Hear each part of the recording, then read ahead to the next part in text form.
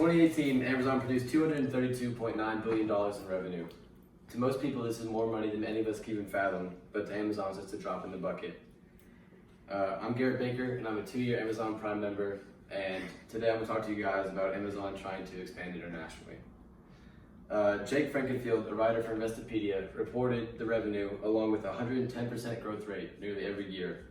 For any business, this is remarkably good, but for Amazon, it's not quite enough.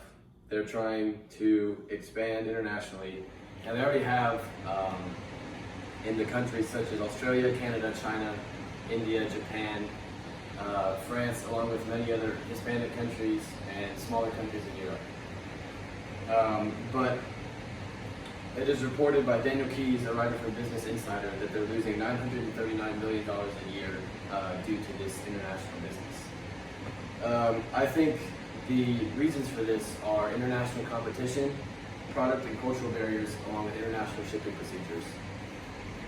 So starting with international competition, Amazon is very successful here in the States because there's really no one that can rival them. They have a monopoly, and they've got a chokehold on the American e-commerce market. But this is not the case everywhere. Other places have their own Amazons. So for example, in China, they have Alibaba, which is the same sort of thing, just with a more, obviously with a bigger group of users, because China is the biggest country in the world. They also rival Amazon in nearly like every market that they have, including the Amazon Web Services. Alibaba has their own one of those, and Amazon's only been able to break into 1% of the Chinese e-commerce market in the last 5 years. In India, there's another e-commerce super center under the name of Flipkart. They're planning hard to get with Amazon. They're not letting them get anywhere into India. They're creating legal problems, along with giving Amazon bad information for investments in India. Court and Howe, writers for Quartz, reported that Jeff Bezos is very stern on breaking into India because it is still a developing nation, and so business can only get higher in India, and he's pledging $5 billion to the expansion effort in India. Other countries, Amazon is actually the #1 e-commerce retailer, but they are not. They don't use Amazon like we do here in the States. So, for example, Canada, Amazon is the #1 there, but they don't use it. They value.